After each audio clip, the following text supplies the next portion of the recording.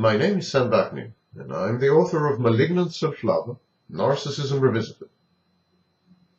The processes of obtaining, preserving, accumulating, and recalling narcissistic supply take place in the pathological narcissistic space.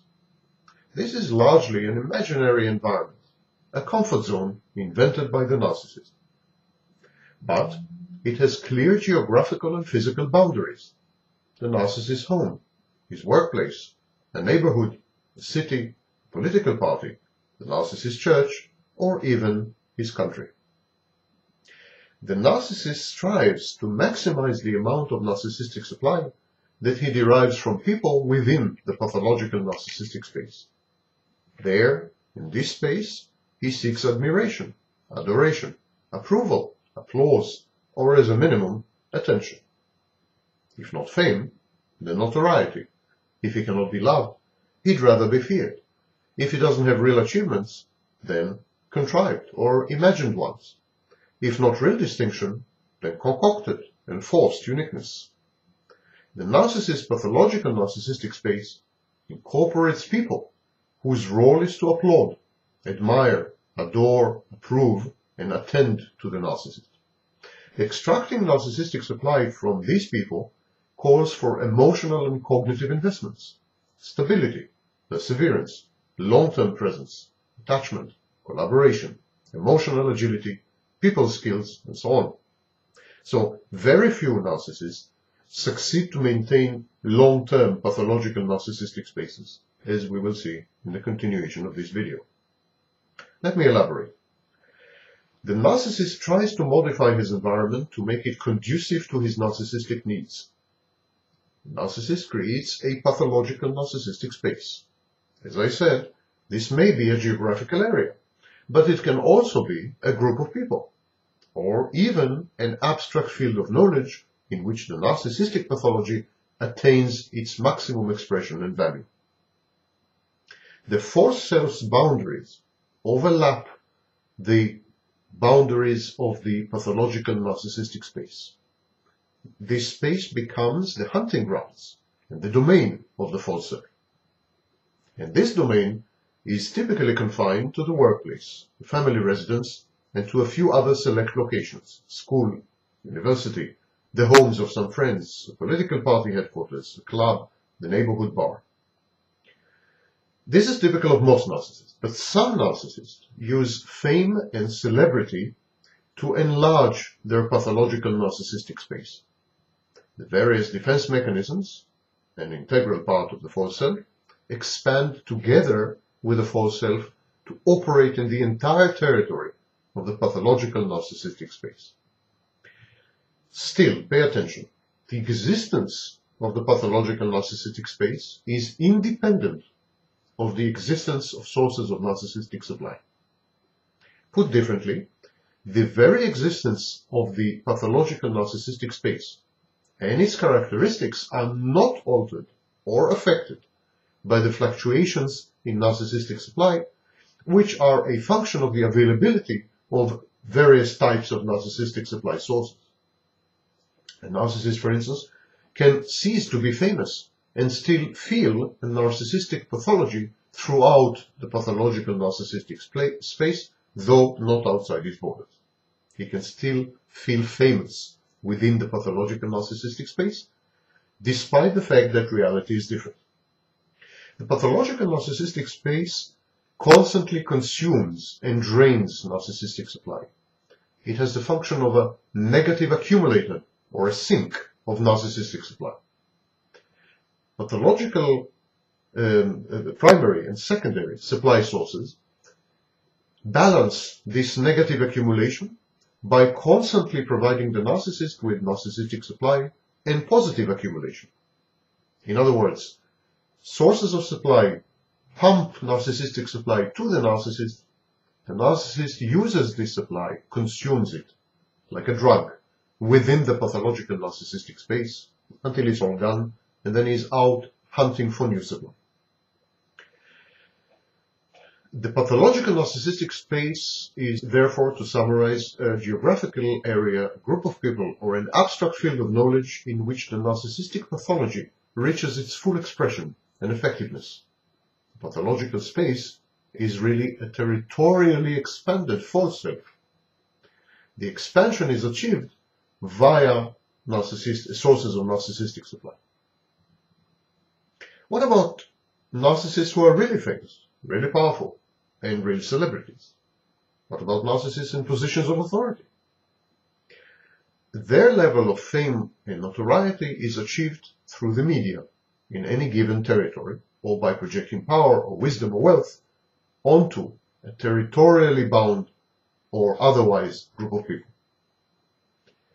The pathological narcissistic space has a few characteristics. First of all, it is ubiquitous or pervasive.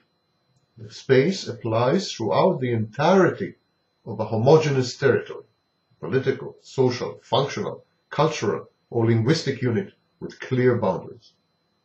Pathological narcissistic space has a critical mass. It is independent of the quality and identity of supply sources. Example, the narcissist does not have to be famous among a specific elite group of people. Any publicity and any kind of recognition will do, providing that a certain quantitative critical mass is reached. The pathological narcissistic space is size indifferent. It does not have to have a minimum size. It is a derivative of primary sources of supply, but it cannot be derived from secondary sources of supply. Spouses, mates, friends, loved ones, they cannot define and derive and create a pathological narcissistic space for the narcissist. Only primary sources, wealth, fame, possession of objects, celebrity, the power, only these can help create and derive a pathological narcissistic supply. Remember that secondary sources of supply, mostly you, my listeners, your job is only to regulate the flow of narcissistic supply. You do not generate supply. You regulate it and you accumulate it. Your main function in the narcissist's life is to prevent a net loss, a negative accumulation of narcissistic supply within the pre-existing narcissistic space. Narcissistic space is constant. Once created, the space is independent of its sources, primary supply sources, and of its stabilizers, secondary supply sources. It continues to exist, regardless of their existence or non-existence. It continues to exist even in the absence of narcissistic supply sources and even narcissistic supply. It's there, independent of all these issues. And it generates negative narcissistic accumulation. The very existence of a pathological space consumes narcissistic supply. The specialization of the false self drastically increases the quantity of narcissistic supply needed and provided by supply sources. The larger the pathological narcissistic space, the more narcissistic supply is needed, and the numerous the sources of supply the narcissist seeks. A narcissist whose pathological narcissistic space is merely the family consumes much less narcissistic supply than a narcissist whose pathological narcissistic space is the whole country, or literary works in the English language. These properties of the pathological narcissistic space are also the attributes of the false self. The false self is also a product of some critical mass of observers. It is equally fed by primary sources of supply. It is stabilized by secondary sources of supply. The false self is constant. It is independent of the availability of narcissistic supply. It too requires constant narcissistic supply, which proves that it is a generator of negative accumulation. And like the pathological narcissistic space, the false self has its boundaries. So we can say safely that pathological narcissistic space is merely a spatialized false self. Every false self develops a false self field, its own private pathological narcissistic space in which the false self operates optimally, or at least strives to operate optimally. With time, The narcissist abandons the pathological narcissistic space as he abandons all other meaningful things in his life. The narcissist attaches the pathological narcissistic space to every geographical or functional human unit in which he operates. There is a space for the family, pathological space for the workplace, pathological space for his friends, his profession, etc. The narcissist then neutralizes his emotional investments in these pathological narcissistic spaces by using what I call emotional involvement preventive measures. This leads to estrangement, alienation, hard feelings, and ultimately abandonment. In other words, the narcissist generates his own divorce from his pathological narcissistic spaces by behaving in certain alienating ways. One of the reasons the narcissist forms a pathological narcissistic space is because it makes it easier for him to obtain a narcissistic supply.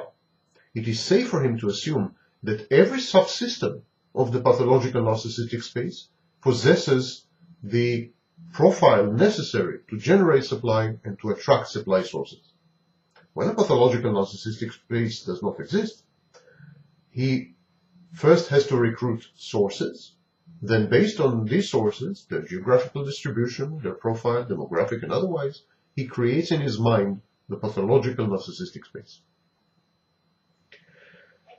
Put it simply, in simpler words, it is easier, for instance, for the narcissist to find a girlfriend or to establish a business in a pathological narcissistic space in which he is already known. Otherwise, he has to establish himself, to broadcast himself, to inform other people of his existence, his uniqueness, his omnipotence, his omniscience, and so on and so forth. He has to introduce and to promote himself. A pathological narcissistic space is the equivalent of having a good reputation or being well known or well advertised, which makes it easier for the narcissist to locate sources of narcissistic supply. The negative accumulation, which characterizes the pathological narcissistic space, creates what we call the grandiosity gap. This is a gap between reality and byproducts of the various narcissistic defense mechanisms, such as grandiose fantasies and idealization. There is always a very discernible and very sizable abyss between what the narcissist imagines himself to be and the much less exhilarating reality. These gaps are overcome by the constant infusion of narcissistic supply. When there is a drain of this supply, as happens with the introduction of a new pathological space, the gaps can no longer be bridged and devaluation sets in.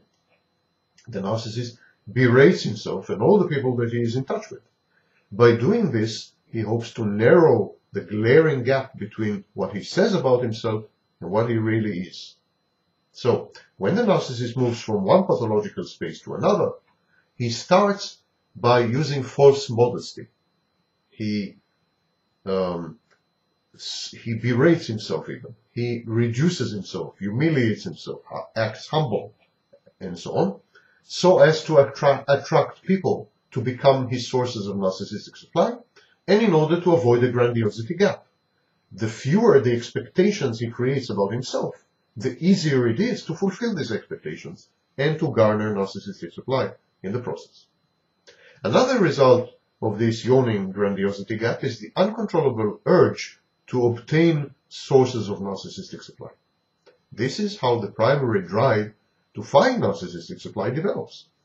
But as we know, in the absence of secondary sources of supply, grandiosity gaps develop again in the pathological space, and the cycle recommences. Pathological space, sources of supply, narcissistic supply, the narcissist mask falls and his real character traits and behaviors emerge. People cannot stand the narcissist. Alienation ensues, conflicts, fights. Narcissist feels ill at ease and discomforted in his narcissistic space, and he moves on to another narcissistic space where he misrepresents himself, finds sources of supply, garners narcissistic supply. Again, his mask falls, his real being is exposed, and the cycle starts again and again and again.